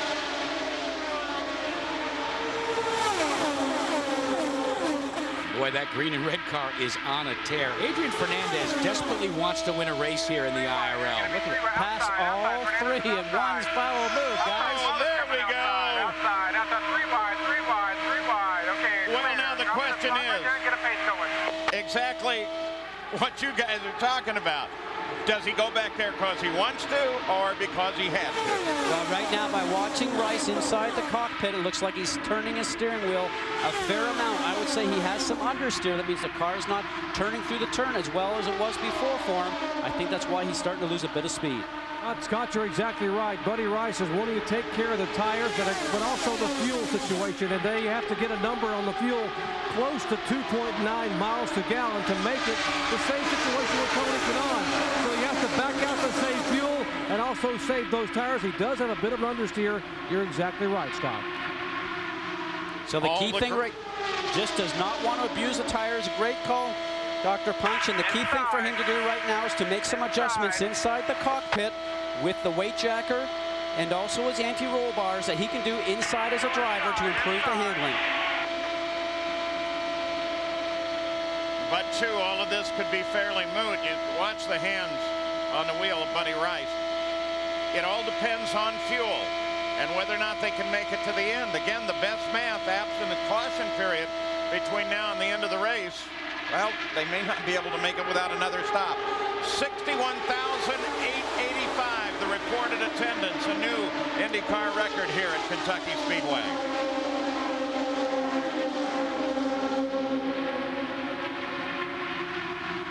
And Paul Page, this great crowd could see drama unfolding here in the final laps. The numbers you just referred to, here's what we're being told. Both Kanaan and Rice were getting about 2.78 to 2.8 miles per gallon. Calculations are they're going to have to get 2.85 to 2.9 to make it. I don't know about Fernandez, but the guys following are going to be very, very close. So how do you extend this stint and stay out in front? You do what Tony Kanaan directly in front of the onboard camera here with Buddy Rice is doing. You try to conserve a little fuel, let the Adrian Fernandez in the green and red car, and let Kanaan's teammate Dan Weldon in the red and white car lead for a while. Well, let's talk about that, Jack and Scott. The normal mode of operation in IRL IndyCar racing has been that every guy, we've got a caution. And probably, I'm guessing, for the 2 car, he got up, he got the wall good. Look at that, right rear is damaged, slid up high, caught the wall on the exit of 2, just damaged the right rear.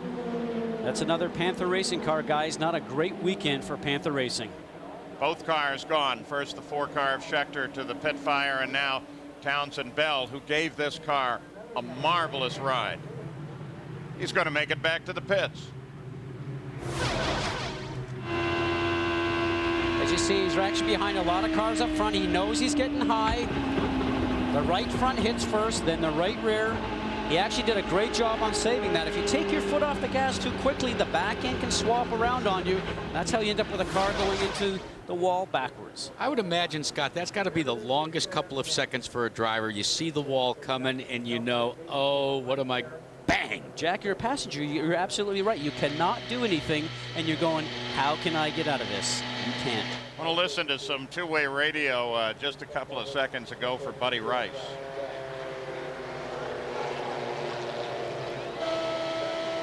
Hey, buddy, this tire, this speed up front's going to hurt that tire. So telling him being out front's going to hurt that tire. Probably want him just to ease off, slow the pace down a little bit. They're worried about the right front tire right there. The harder you drive the car into the turn, the more wear you're going to have on that right front tire. They want to save that tire to be its very best for the shootout at the end, which undoubtedly, with me, I'm excited right now because we got all these guys in the lead lap. This is absolutely going to be a shootout. Yeah, but what would you do? Would you not, if you were all of the leaders, stop the car now and get the fuel you need in? I think they're going to make it. We got enough yellow laps here. I think we're going to go ahead and ride with it. Go for it. Well, we're about to find out. Will they be able to make it to the end of this race, now just 41 laps away? We'll be back after this message and a word from our ABC station.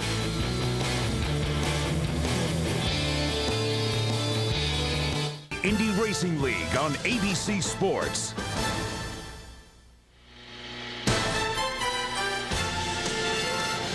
Welcome back to the Belterra Resort Indy 300 at Kentucky Speedway. We're about 40 miles southwest of Cincinnati, where Buddy Rice the other night, Friday night, got a chance to go to the Reds game and throw the pitch out. Now, they told him not to bounce it, not Buddy. Well, no surprise, he didn't bounce it. For a little chin music there, because Buddy Rice is a former aspiring Major League Baseball player, gave up baseball to pursue his dream to win the Indy 500, and now the dream to win the IRL championship. This fall, the benefactor is looking for the contestant with billionaire qualities, and the game starts the minute they walk through the door. Who will pass the test for success? It's the benefactor, and it premieres Monday, September 13th on ABC. Well, Thomas Scheckter, you saw the fire coming out of the pits. Todd, how is he? Well, Thomas Scheckter was running first when he came in the pit. Pennzoil Chevrolet was running so great. Your car, take us what happened in your perspective. Well, I just came in and we had a problem with the clutch, and as soon as they dropped the car, I engaged in it first. The car started slipping. Eventually, they let me go and took some of the fuel hose with me, and just half the car was on fire, and I had trouble breathing, and just jumped out and made sure I was on fire. You never know. Was the car, or you ever inflamed or any engulfed flames on there? Well, I went out, and all of a sudden I started breathing in these heavy fumes, and I felt myself wet. Obviously, I was probably full of methanol, so I wasn't taking a chance. I just made sure I stopped the car, jumped out, and made sure that I was not on fire. The good news is you're okay, but not the best day for you. Well, we'll keep at it. Pennzoil and Chevrolet have done some hard work. Hopefully, we'll come back next week with something a little bit better. Thank you, Thomas. Back up to you, Paul. Yeah, you saw they tried for his start, but didn't work out. Kotsky Matsura especially ended up very high as the accordion effect took over. The key thing, you have to make sure you keep pace. Once the pace car goes in on turn 1, you want to make sure you keep one even pace. There is a start zone down turns 3 and 4, what they call the cone zone, guys. You cannot accelerate until you get to the first cone, and the lead car has to be the first car to accelerate. Brian Hurd of the 7 car has the target fastest lap in the race, 216.056 miles an hour. This time it is green flag.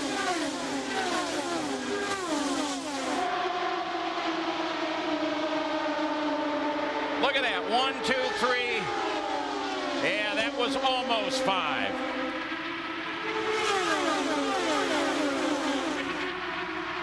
Fernandez leads them down the backstretch. Herta goes inside of Sharp. You're clear.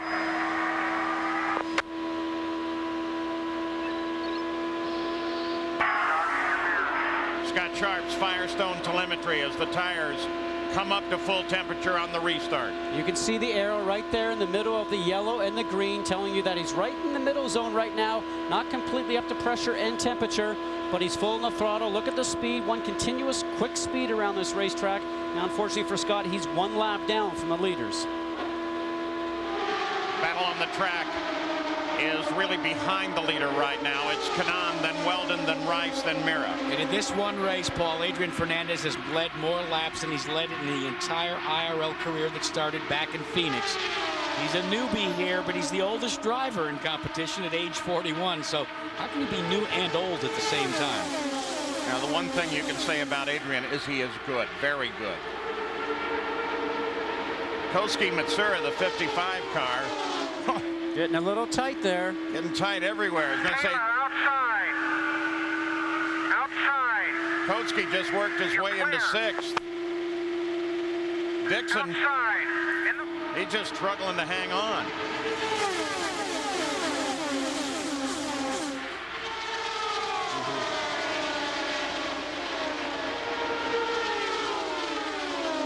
Kotsky down on the low side now of Franchitti.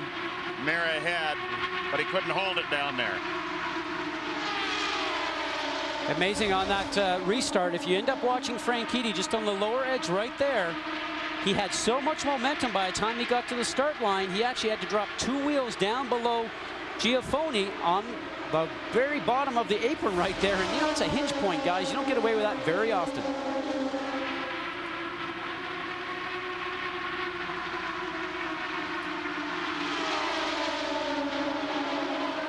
Franchitti now beginning to work on Mira once again.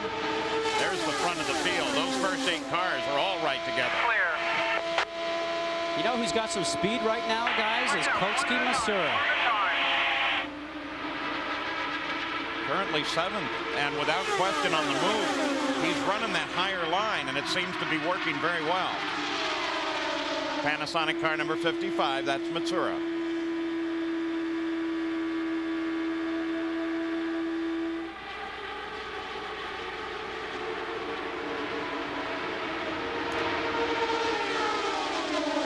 Fernandez now a powerful leader in this race, but he's followed by Rice, Weldon, Kanaan, and Mira. At this point, it's still anybody's guess who's going to come home the winner. We think fuel is good. It now may be up to racing.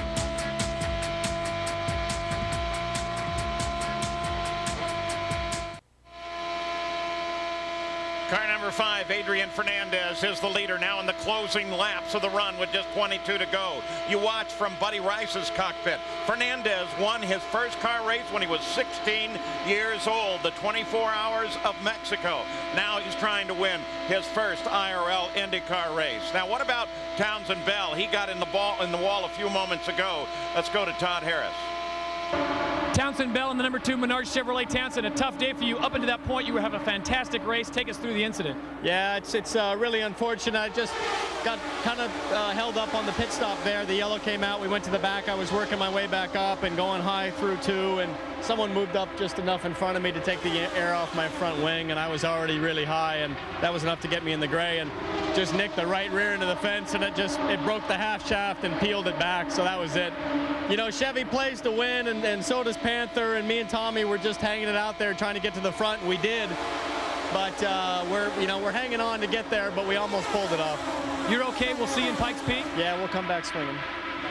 Where's Pikes Peak 1 week from today? Coverage on ABC Sports. Fernandez still being worried by Rice, then Weldon, then Tony Kanaan, and Kotsuki Matsura is there too. Paul, you remember Buddy Rice has always espoused the theory, don't show your cards until the last 20 laps. We're there. Yeah, we're there, and you can see the way he's all over Adrian Fernandez like a bad suit. But Fernandez wants to win his first race. How bad did he want to be a race driver? He became an Amway distributor to convince Amway to sponsor one of his first American-based cars. I'm going to show you some comparative finishes. IRL, 45 of their races in their history, which will be 100 race in just 2 when we go to Nazareth. 45 of them have been less than a second, and there are the averages. And it looks like we're getting ready to chalk up another one. Everybody's trying to get their position right now for the run to the end. You saw Kotsuki Matsura going around Tony Kanaan. Tony Kanaan's falling off the pace a little bit. We're wondering, does he really have the fuel problems that we heard that he might do? And maybe he has to really throttle back to be able to make it to the finish. Hey, Scott, what's happening is that Fernandez and Rice and Weldon are all at fuel position number 1. They are full power right now. Kanaan, because he did not have the fuel, has not been able to turn it up yet. They're about 2 laps away from allowing Tony Kanaan to go to P1, position 1 on the fuel mixture to tell him to go after him. So in 2 laps, Kanaan will get the word to go get him. He'll have 14 to win it. His teammate Franchitti got around him just a moment ago, but now Kanaan's come back on the inside. And there's the interval back from the lead group. The front 4 all running together. Now, out of this whole segment that we're watching, guys, remember that last yellow that we had, a lot of people stayed out. One car that we have in this lead group that came in to splash of fuel, Kotsuki Matsura. He should have no fuel problems whatsoever. He is absolutely on 100% fuel right now, and he looks like he's ready to challenge up for the lead. It's a waiting game behind the 5 car of Adrian Fernandez. Who's going to move? And when are they going to do it? And for that matter, can they? There are 13 cars all running right together. Helio Castroneves is the last of the lead line. Back and forth. Boy, just looking for any opportunity. Remember at the top of the show, fellas, I said 3 and 15, 3 races in 15 days. If you're Buddy Rice and Tony Kanaan, you've got to think about the big picture. Are they right now, Scott? Well, you know, right now, Rice, if he stays where he's at, thinks, you know, I'm going to gain some points here. I'm second. I'm going to gain 40 points. Right now, Kanaan is in 5th, and he's going to gain maybe 30 points in the championship, so maybe a loss of 10 for Kanaan. That's going through the drivers' minds right now, but if Kanaan starts to march forward, that first position is starting to look pretty good for Buddy Rice. 50 points for the win. He'll wait to see how that happens in the last 5 laps. Franchitti goes high on Tony Kanaan. The points right at this moment, still a 1 race, a 50-point separation between Tony Kanaan and Buddy Rice. If I'm Adrian Fernandez right now, I don't want this guy that we're riding on board to enjoy what this Speedway has become, a 3-lane racetrack.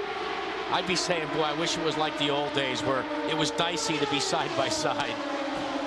But the guy that's playing the benefit game right now that always gets a good run is Kotsuki Masura, who's the car that's third in line right now. And Danny Weldon is starting to play a little bit of a game. How do I get around Rice in front of me, but also keep Masura back behind me if I can't complete the move? Masura is only in his 11th IRL start, but he's been fast all weekend. Third in warm-up this morning. He's been looking very strong. Front four still grouped right together, and then about 50 yards back to Tony Kanaan and Dario Franchitti. See how everybody swings wide off of turn 2, heads towards the bottom, down to the white line between turns 2 and 3 along the backstretch, which is 1,600 feet long. These guys want to protect the lower line.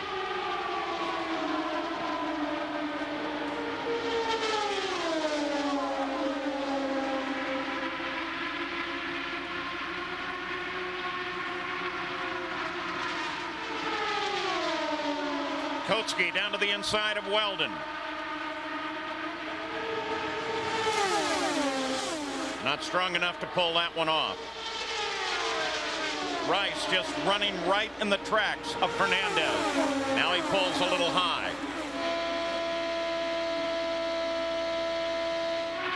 Weldon pulls higher.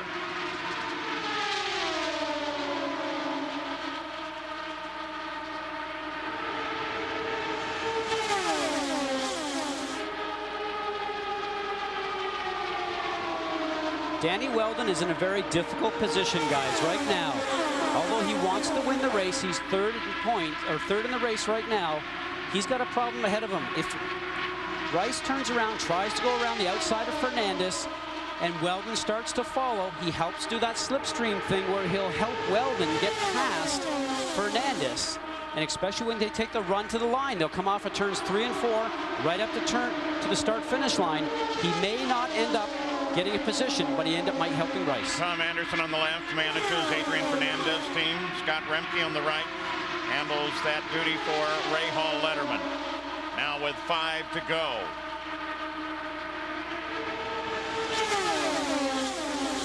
If Kanaan has anything, he's really not showing it. He continues to race side by side with Dario Franchitti.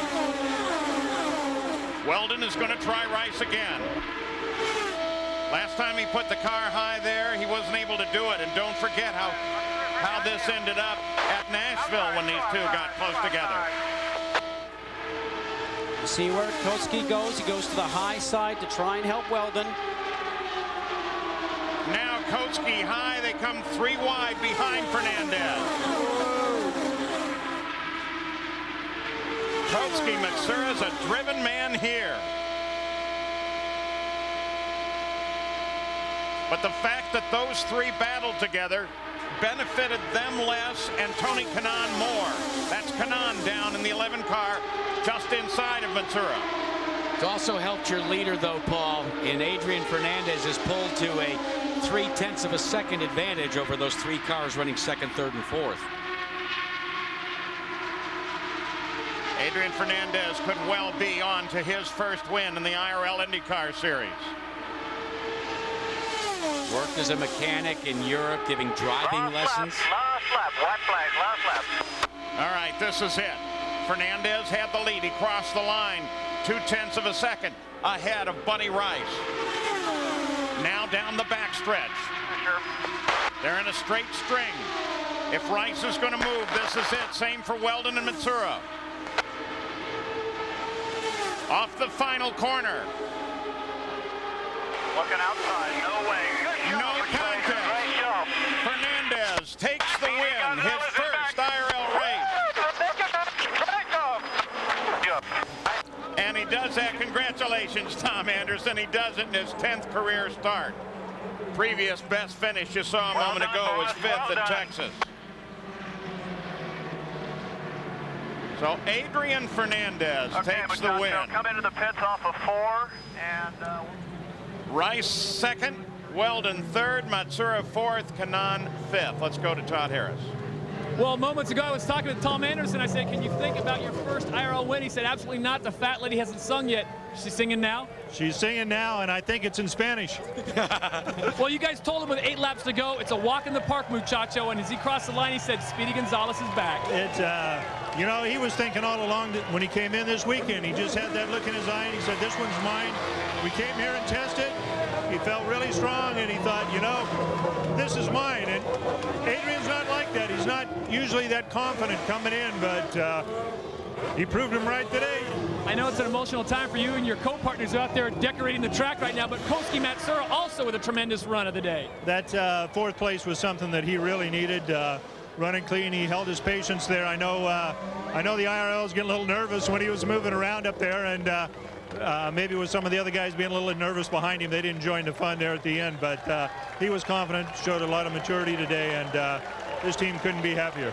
Well, so much of this league is about momentum, and you guys seem to have it heading close to Adrian's home now in Phoenix. Well, that's for sure. I mean, this one, big Spanish population in Denver, so they can come down and see us next weekend in Pikes Peak. Congratulations. Thank you. Paul? With 0.05 of a second, the 9th closest finish in IRL history. Well, let's go back to when Adrian Fernandez went in his first IRL race and turned, what was it, 2 laps at Phoenix? And everybody was so disappointed. But Tom Anderson and Adrian Fernandez said that disappointing performance turned the tide for this team. They said they realized that they had to buckle down if they were going to attack the Indy Racing League. They were going to have to work doubly hard. They did, and Adrian Fernandez now finds himself in victory lane. Come a long way since he was a driving instructor and an Amway distributor. This guy is now a household word, not only in Mexico, but here in the United States as well. Well, you met Tom Anderson, who is a veteran at managing the team as Adrian climbs out of the car. You can't forget their engineer, John Ward, or Mike Salas, the crew chief on the car. And after a truly terrible race at Michigan 2 weeks ago, here comes the reward.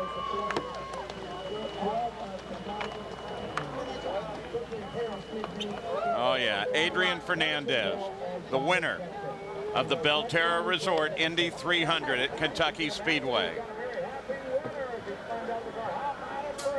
Let's go to Jerry Punt. And the celebration ongoing for Adrian Fernandez, and he decided to make a decision early in the season that his future was best served to come to the Indy Racing League. So he missed the opener at Homestead and began his year at Phoenix. And in just 10 starts, Adrian Fernandez is a winner in the most competitive open wheel series in America. They will be celebrating in Mexico City tonight as Adrian gets the headset off and the balaclava, takes the earpieces out. Adrian Fernandez, congratulations, you're a winner in IndyCar and Indy Racing, the Indy Racing League. Oh, I'm so excited, you know. The guys did such a fantastic job just preparing the car, and we've been getting closer and closer every race. And, you know, this race is to my guys, to all my engineers. Everybody did a fantastic job, and we never lost patience. I did very bad last weekend on injuring some of my guys, and I felt bad, and you know, this is what the best repaid. And Koske, you know, my second driver finishing 4th, that's a fantastic result for Fernandez race. He's trying to get some folks in here to celebrate with here. Adrian, this team, we'll let him get a big hug here and a kiss after all this team has been through and all the soul searching. After the miseries of Michigan, I know you had a lot of time to sit alone and think about what happened up there and how upset you were. Oh, I was upset. You know, I normally don't do those types of mistakes, and especially when I hit my guy. Was a lot of cars in front of me. I lost my reference. I locked the wheels, the rear wheels, and you know, my car spun around, and it's nothing that I wanted to do. And I really felt bad because I saw my guy flying, and I was very concerned about his health. But Tom Anderson told me that he was fine, and we focused on the race. But if you saw, we were very competitive. And the Honda folks come in and give him a celebration. And as you said, I tell you, Honda has done a fantastic job with the engines and Firestone. We just needed that little bit, you know. Sometimes it's those little bits what takes a lot of time and work effort, but we never lost focus, and my girlfriend Catalina is here, so I'm happy. As he said, Speedy Gonzalez is back. They'll celebrate tonight in Mexico City. Yeah, that was Robert Clark as we take a look at the unofficial results of Honda that stepped in there for a moment. Remember, at Honda, they have cake and ice cream the morning after a win, and That's gotten to be a very expensive proposition this year. When we come back, we'll talk with Buddy Rice about his day. He ended up in second.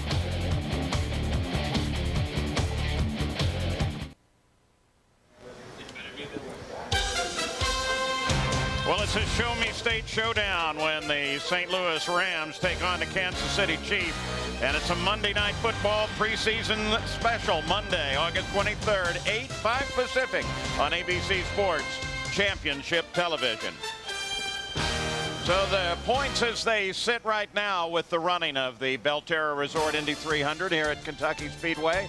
And after 11 of the 16 races, gives Tony Kanaan a one-race pad. You get 50 points to win a race. He has a one-race pad over Buddy Rice. And Todd Harris, what's Buddy thinking now?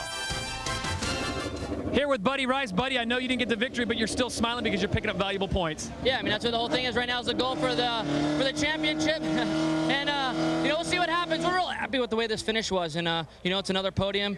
I think it's 3 podiums back-to-back for us, 2 seconds and a first. And we'll go to Colorado, see if we can't capitalize and get up one more on the block. You talked to me about the last few laps. You got a little wiggle going in there, and he had the perfect line, didn't he? Yeah, I mean, Fernandez had the line that everybody wanted. Everyone behind me was fighting for it. I knew it from before, and, you know, he got the ideal line early. I had my move with about 20 laps to go, and I didn't make it happen. And, you know, good job. And the most ideal thing right now is Honda got the manufacturer for this year, and that's very important. Talk about this race in a whole. You seem to be taking chances, but that's typical Buddy Rice style. You like to sit back a little bit and then show your hand with 20 to go? Yeah, I mean, there's no reason. I mean, you just got to size everybody up, see where everyone's strong at, and then wait for the latter half, last 25% of the race, and then drop the hammer and go for it. So this is very key right now for the championship. Could you have changed anything else in the car? I mean, it looked like it ran perfect today. No, I just should have made my execution when I went for the lead a little bit better. But, hey, second's not bad. We're not complaining. Good luck in Pikes. Thanks. Well, Andretti Green drivers Dan Weldon and Tony Kanaan finished 3rd and 5th, and we'll talk to both these guys. First, Danny, your afternoon. I know you guys were a little concerned on fuel, but seemed to be pretty good toward the end. Yeah, no, it was certainly a good result for the Klein Tools Jim Beam car. A little bit disappointing. Obviously, the guy that we need to beat in the championship finished ahead of us, so we've got to work together a little bit harder as a team. I think obviously the Honda's performing very well, but as a team, we've really got to knuckle down and make these last 5 count, because we can't have that again. We heard you and Tony were going to try to draft toward the end of this, the last few laps there. Obviously, Tony had a little bit of an understeer, a little bit of a problem. You were able to pull away, though. I think you know, just a situation that happened didn't allow for that to take place. But thank God for everybody else, because if us two had got together, then that'd have been big trouble. Let's talk to Tony Kanaan. And Tony, with 5 events to go, the point lead is now 50 points. That's 1 race win, so it's narrowing up a little bit. Talk about your day. Hey, we had a good day. I mean, we had a few problems towards the end that we're not. I don't know what happened. We just lost a lot of speed. The car was dying in the corners, and we don't know. We need to see what happened. And you know, I was flat out. I couldn't just pass anybody. So, maximizing the results, we led most laps, and I think that's pretty good. It's 3 points under our belt. You know, if we keep finishing like this, he takes 7 points at a time, he's not going to win the championship. So I mean, that's what we have to do. We have to keep working as a team to get these guys, you know, up there. Then still have a chance to win the championship too. So we're going to try to be 1-2 for sure. Okay, Tony Kanaan and Dan Weldon finishing 5th and 3rd respectively for Andretti Green today. Kanaan still the points leader by 50 points with 5 to go. Paul?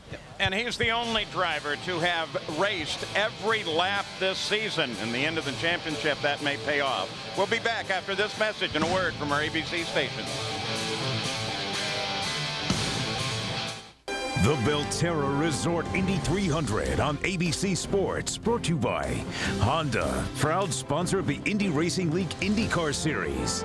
Firestone. For more information on Firestone tires, visit your local Firestone retailer. And Delphi, driving tomorrow's technology.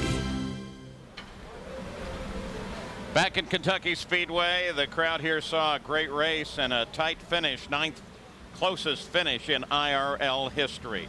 Well, what about the situation in the pits from 2 weeks ago at Michigan and, in fact, today? Scott Goodyear is now with Brian Barnhart, the senior official who makes the call for the IRL. Scott?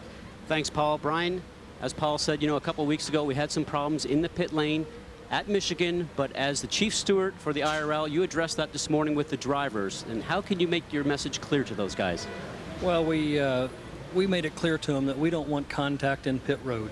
With other cars, or especially with personnel, you got 6 crew members that are basically defenseless, just trying to service the car out there, and it was made clear to them that it would be unacceptable to have contact with another car, crew members, or pushing another car into crew members, with penalties all the way up to being parked for the event. And I was very pleased to see that pit lane was considerably cleaner today, and certainly had a lot more professional etiquette down pit road today. Absolutely. You had to be happy with all the action on the race course today. They diamond ground this racetrack, 3 lanes of racing. You guys come to racetracks ahead of time, inspect them, work with the tracks itself, but you have to be happy with the event today with the racing that went on. Absolutely. Jerry Carroll and Mark Cassis and the Kentucky Speedway staff have done a great job improving the surface from last year's event, and I think we put on a much better show for them today, so we're really happy. 3 races in a row. Now we got 2 more in this string of 3. What do you expect in the next 2 with these guys? Well, we get off the high banks and go to 1 mile at Pikes Peak, and then a little less than a mile at Nazareth, so a little bit more of the bull ring activity. Very nice to come out of this weekend without tearing up a whole lot of equipment, starting a 3-race stretch here as we start to wind down the championship. So it should be exciting on the short tracks, the next 2. Well, the high banks have certainly been exciting. I expect a lot of action on the slow tracks and the short tracks, as we call them, as Brian says, so I'm excited for the next 2, Paul. And all of that coverage, of course, will come on ABC Sports next week and then a week later. Best career finishes today for Fernandez, Matsura, and Carpenter. We'll be right back.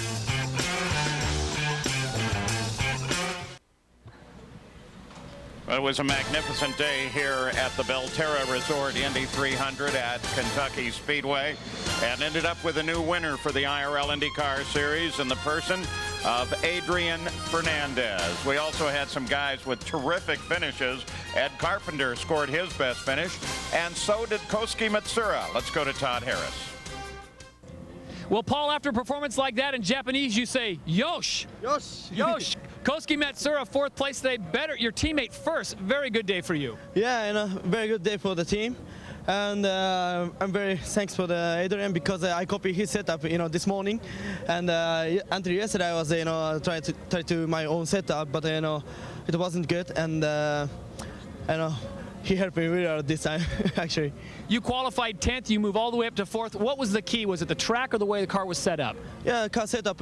And until 150 laps, I was trying to saving fuel really a lot. Then last 50 laps, just close my eyes and then just throttle all the way around. And actually, car was very good. And when I catch it down Weldon, I had a 6 gear, a bit short gear, and I couldn't overtake. That's the key.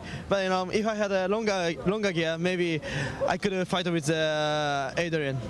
Well, the Panasonic Honda gets 4th place, and in Japan we say, Yosh. Yeah, congratulations to Koski. That's a nice run for him.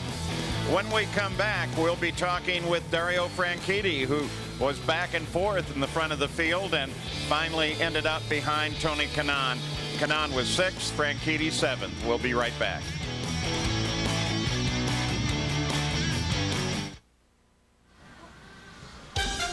ABC's Monday Night Football officially opens its 35th anniversary season. It's the Super Bowl champion Patriots as they take on the Indianapolis Colts. Plus, NFL opening kickoff celebrates a new season with a special featuring Elton John and Destiny's Child, Jessica Simpson and Toby Keith. It all happens Thursday night, September 9th, 8 Eastern, 6 Pacific on ABC Sports Championship Television. Let's go down to Jerry Punch with Dario Franchitti. Well, his wife, Ashley Judd, gave the command, and Dario Franchitti gave it a great ride. Good run today in the ARC-X machine. Yeah, thank you. We didn't need that last yellow there. We were saving fuel. Because of that, we're falling further in the pack. But we were ready to go till the end. Then the yellow came out, and it was difficult to pass those guys again. But no, great run, as you say, from the ARC-X guys in the car. But in the pits today, I think we're really strong. That's where we made up most of our passes. And yeah, it was a hard day out there. Seemed to be better on long runs. Yeah, my car came alive with maybe 15 laps to go in a stint. We weren't so good maybe at the start, but yeah, if it had gone, as it went to sort of the 50-lap point, we were catching them. So yeah, we maybe missed the setup slightly, but it's 6 isn't too bad. How about Kyle Moyer and these guys? You came in one time in 8th and came out 2nd. You gained 6 spots in the pits. Unbelievable today. I couldn't believe it. I came out and they said, "You're right, you're in P2 now." it was, yeah, that was great. The guys have been working so hard this year on their pit stops, on their fitness, and yeah, awesome. Not a bad run at all for the Milwaukee winner, Dario Franchitti. Here with Sam Hornish. Sam, a disappointing day for you because you are the defending champion. What went wrong? I know you had a push in 2 corners and you were loose in the other 2, so it makes for a long race. Yeah, I mean, we had a real long day today, but the Marlboro Team Penske guys really stayed in it. We had good pit stops. The thing that really got us, I mean, we had a set of tires that we didn't pressure quite right, and we went back to about 10th, and then we stopped and we changed tires, and then the tires were, everything was really good. The car handled well. Just a little bit loose when we were in traffic.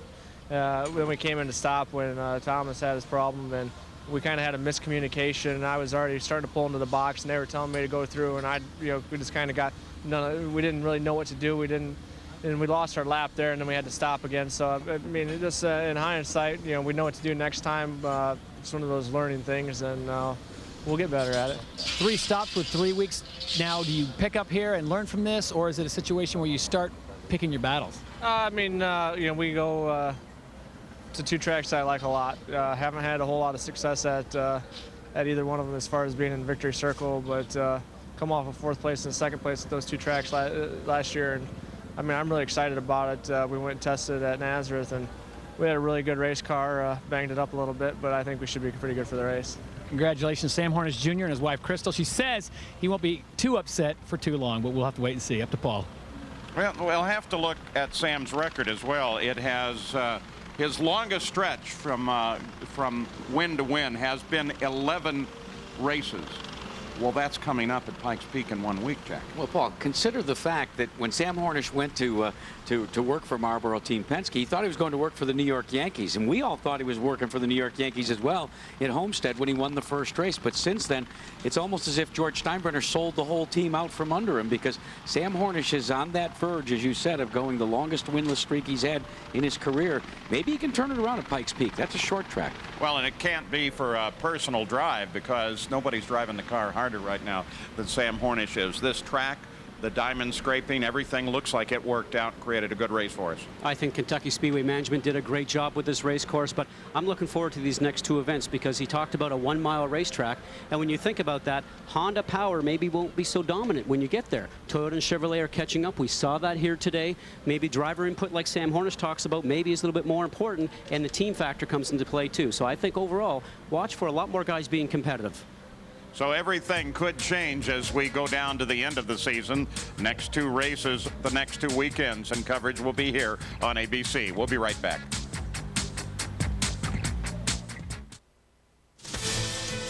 Well, we welcome you back as the celebration continues in the winner's circle at Kentucky Speedway.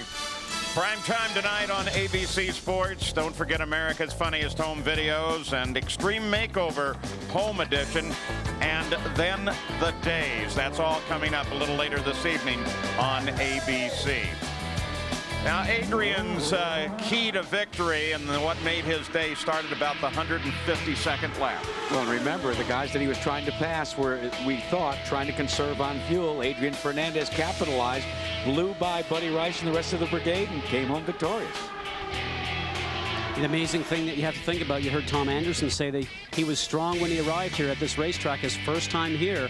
But you know something, when you come to a pit stop in the second time and you come out 10th and you can get your way yourself all the way back to the front there, you certainly know that you have a lot of good car underneath you. Well, and as Adrian celebrated, it was a good day of celebration for him as he scored his first win in the IRL. And in terms of the finish of the race, while they are still unofficial, we don't expect a change in them. Top 15 of this field are still alive in the points fight right now, in the 9th closest finish in IRL history here from the Kentucky Speedway. The unofficial results all the way down through the end of the field. And what that does to the points, well, as we suggested, top 15 in points are all still at least mathematically in the fight for the IRL championship, which wraps up at Texas Speedway in October.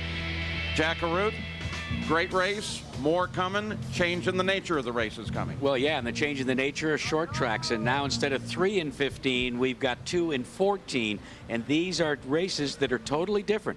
Gone are the high banks, now it's the flat track that accentuates the driver. Yeah, but then it does end up last race of the year is on a high bank super speedway, Texas, known for close racing. Absolutely. We've had close racing all season, guys, and the key thing for all these drivers right now, as you talked about points, Jack, is make sure that you finish every event, because if you have any outs, you're going to have a big problem in trying to catch those points up with only a few races left to go. Well, and not to throw the hex on anybody, let's think about Tony Kanaan, who has had to this point of season in which he has finished literally every lap that's been available to race. You would think sooner or later that car, that team may have to have a problem, and if it comes at this point in the season, it could be absolutely devastating.